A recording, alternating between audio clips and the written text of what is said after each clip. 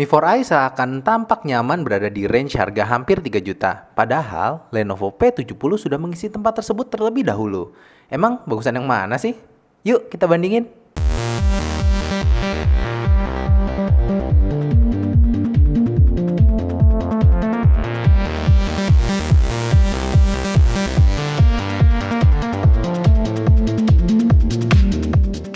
Pertama-tama saya mengucapkan terima kasih untuk Sobat Aryo Pratomo atau yang lebih dikenal dengan nama Bro Segario yang sudah dengan ikhlas meminjamkan Lenovo P70-nya dalam kondisi baru untuk saya mainkan terlebih dahulu. Cek tulisan-tulisan reviewnya di segario.blogspot.com ya sob. Tulisannya cukup asik dibaca.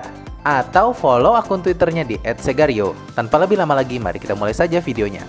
Pada awalnya Lenovo P70 dijual dengan harga yang sedikit lebih tinggi dari Mi 4i. Tapi sekarang harganya kurang lebih sama lah ya sob. Taulah harga dari barang elektronik kayak gimana, semakin lama semakin murah. Enaknya untuk ngecek harga terkini, sobat bisa lihat link di kolom deskripsi di bawah. Untuk desain, kedua smartphone terlihat memiliki desain yang cukup bagus untuk harga kurang dari 3 juta.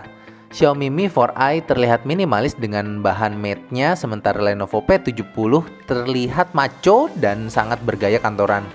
Pilihan yang sulit, tapi saya lebih suka desain Xiaomi Mi 4i karena bagian depan yang memiliki tampilan full hitam sehingga memberikan kesan elegan ketika tidak digunakan.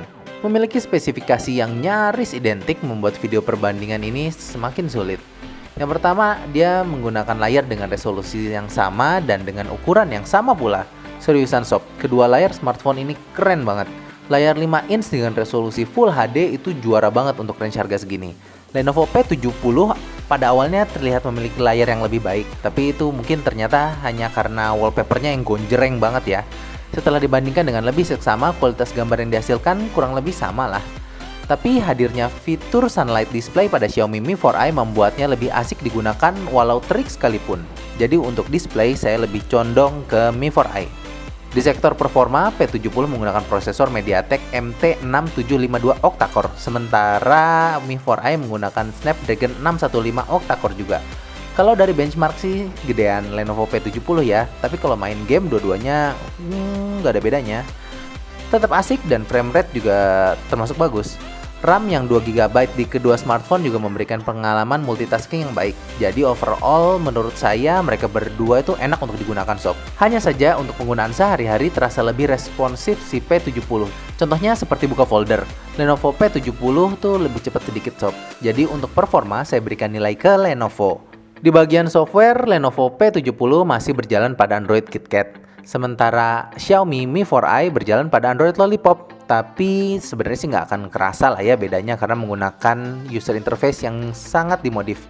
Lenovo P70 menggunakan Lenovo Vibe UI tanpa app drawer, jadi semua aplikasi dan widget numplek di bagian home screen. Icon-iconnya juga gonjreng banget. Ini sebenarnya selera sih sob. Kalau saya sih kurang suka, ya bisa ganti tema sih untungnya.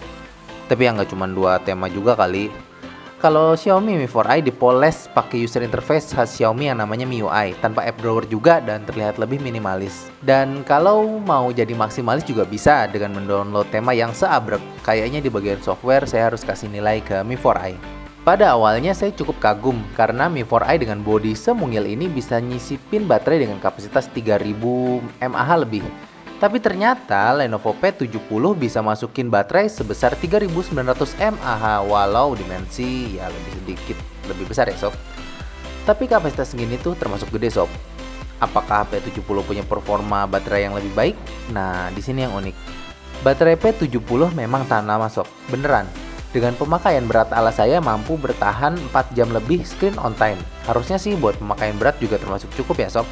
Tapi Mi 4i nggak tahu kenapa punya screen on time yang lebih lama, yaitu selama 5 jam screen on time. Jadi ya 1 poin lagi ya buat Xiaomi Mi 4i 41. Untuk kamera, keduanya sama-sama membawa kamera dengan resolusi 13 megapiksel. Hasil jepretan Lenovo P70 lumayan lah ya, nggak jelek. Cuman Mi 4i aja yang kelewat bagus sob. HDR juga lebih enak di Mi 4i. Adanya manual control juga mempermudah saya untuk mengambil foto makro seperti ini. Di perekaman videonya, keduanya memberikan performa yang memuaskan untuk saya dan saya tidak bisa memilih. Sehingga overall untuk kamera nilai meluncur lagi ke Xiaomi Mi 4i.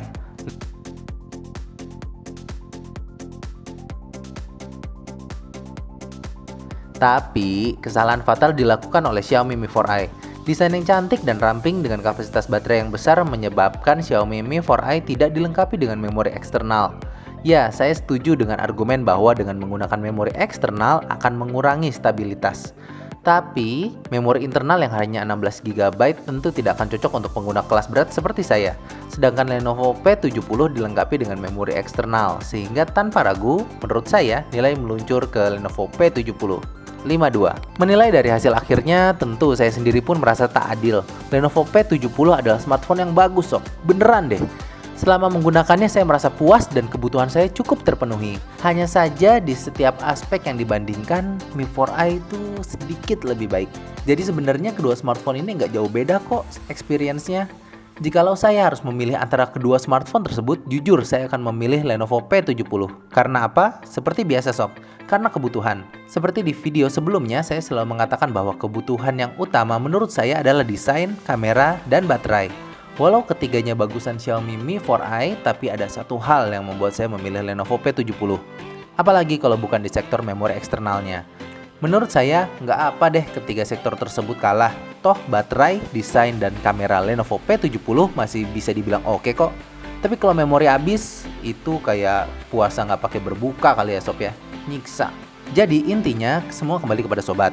Sesuaikan kebutuhan dan selera sobat. Tugas saya hanya menyampaikan perbedaan dari sudut pandang subjektif saya. Jadi kalau ada yang beda ya tinggal komen di kolom komen di bawah ya sob. Biar gampang belajarnya, jangan lupa di deskripsi sudah saya siapkan linknya. Intinya apapun yang sobat pilih, dua-duanya smartphone yang cukup oke untuk range harga nyaris 3 juta. Sekian dari Moldi dan Moldi out.